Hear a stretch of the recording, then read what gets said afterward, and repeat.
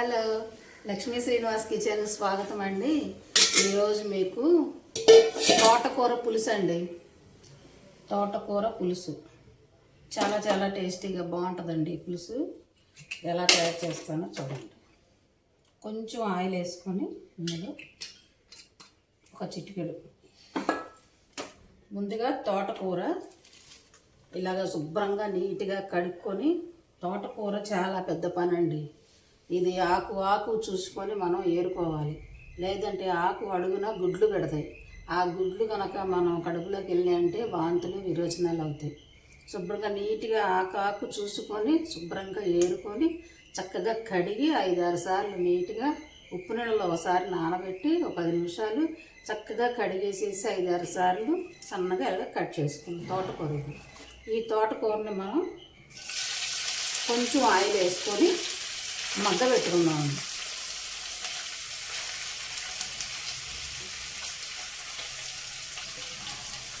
మనం గోంగూరని ఏ విధంగా మగ్గ పెట్టుకుంటామో ఆ విధంగా మగ్గ పెట్టుకుందాం తోటకూరని. తర్వాత మళ్ళీ మీకు చూపిస్తాం.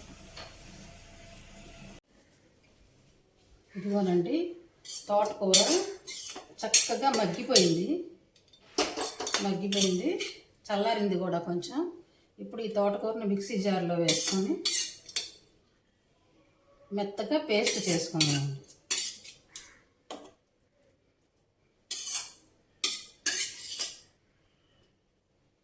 ఇది ఇప్పుడు పేస్ట్ చేసుకుందాం.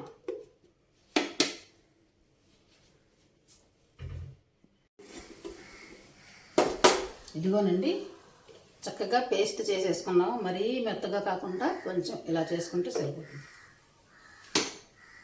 ఇప్పుడు ఇందులోకి మళ్ళీ పాన్ పెట్టుకొని ఆయిల్ వేసుకొని, పులుసుకి సరిపడా ఆయిల్ వేసుకొని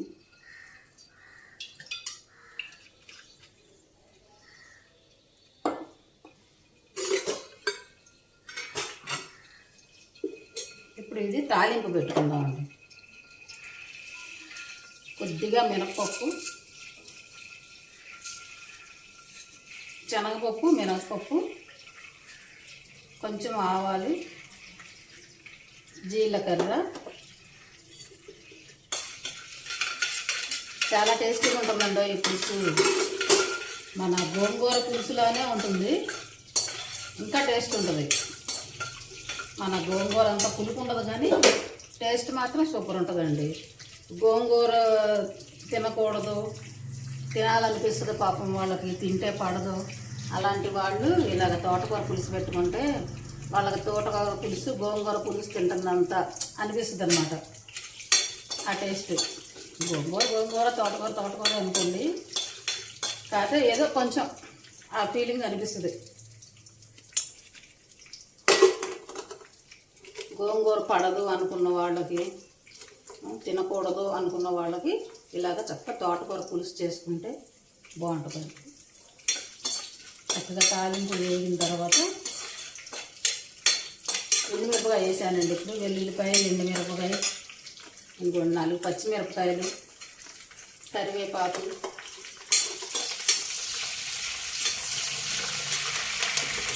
పసుపు, మెంతి పొడి మర్చిపోయానండి. ముందుగా ఏదన్నా చేశారనుకోండి మర్చిపోతున్నాను. తోటకూర ఉడకబెట్టా కదా, పసుపు, మెంతి పొడి ఇప్పుడైనా వేసేద్దామండి, ఏమవుతుంది, చక్కగా వేయవద్దు అయింది. మెంతి పొడి పడితేనే కానీ ఆ ఫ్లేవర్ రాదండి దేనికైనా. భలే సువాసన.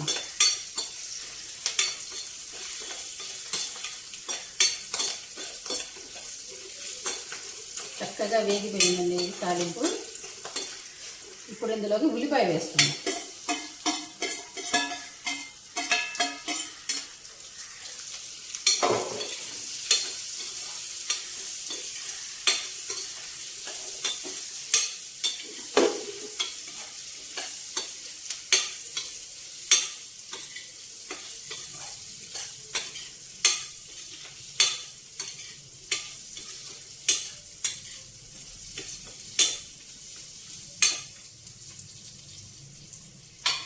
ఉల్లిపాయ కొంచెం బాగా ఎర్రగా వేగాలండి, కొంచెం మగ్గాలి. వేగాక చూపిస్తాను.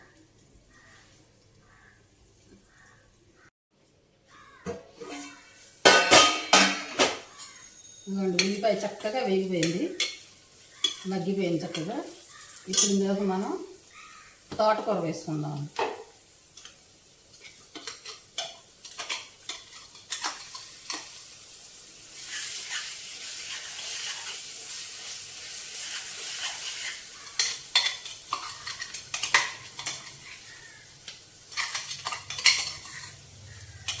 బాగుంటుందండి పులుసు, తోటకూర పులుసు కమ్మగా ఉంటుందండి.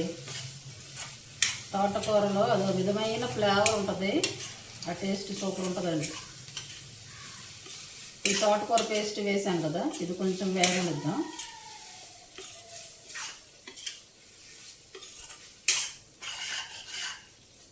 ఇప్పుడు ఇందులోకి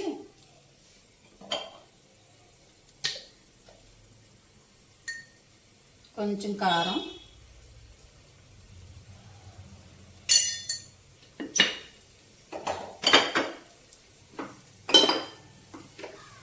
ఉప్పు కూడా వేసుకుందాం.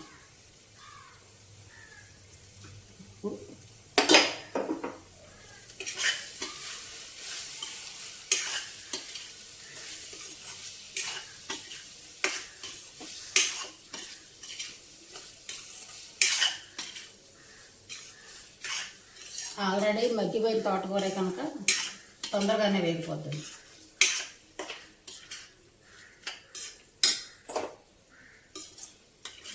బాగుంటుందండి పులుసు, కమ్మగా ఉంటుంది తోటకూర పులుసు. చాలాసార్లు చేశాను నేను.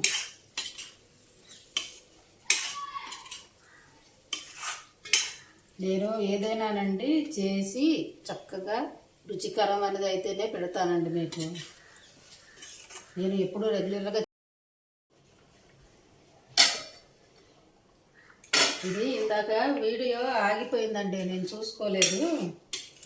వీడియో ఆగిపోయింది. తోటకూర వేయించాను కదా, చక్కగా వేగిన తర్వాత చింతపండు పులుసు పోసానండి. చింతపండు గుజ్జు తీసాను, ఆ చింతపండు పులుసు పోసా. ఆ చింతపండు పులుసు పోసింది ఇందులో వీడియోలో పడలా. ఇప్పుడు చూస్తే నేను ఆగిపోయింది వీడియో. చింతపండు పులుసు పోసానండి అంతే. చక్కగా తోటకూర ఎర్రగా వేగిన తర్వాత చింతపండు పులుసు పోసానండి అంతే. చింతపండు పులుసు ఒకటే వేసాను, చక్కగా ఉడికిపోయిందండి. ఇదేనండి.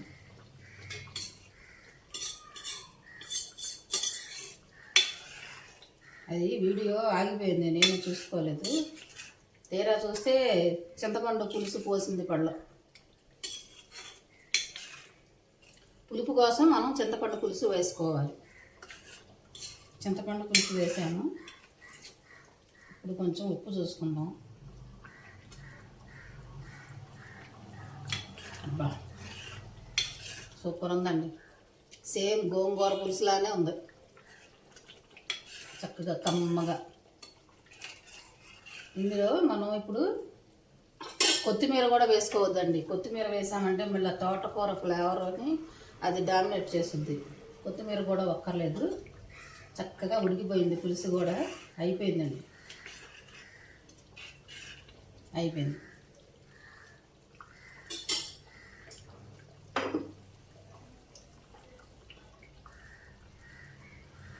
చక్కగా ఆయిల్ అలా పైకి వచ్చేస్తుందంటే మనకి పులుసు అయిపోయినట్టే. ఇది పానం కొంచెం మందం కదండి, ఆ వేడికి ఇంకా చక్కగా దగ్గరికి వచ్చేస్తుంది అన్నమాట.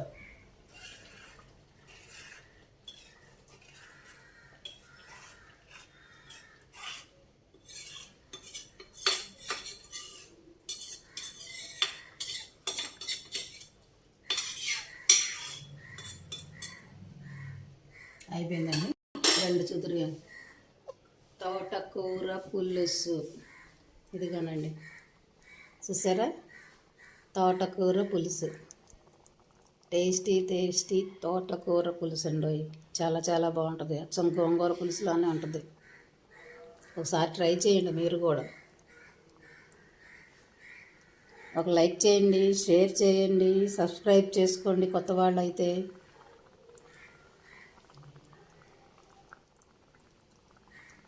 నచ్చితే చక్కగా మీరు కూడా ఇలానే చేసుకోండి. Thank you.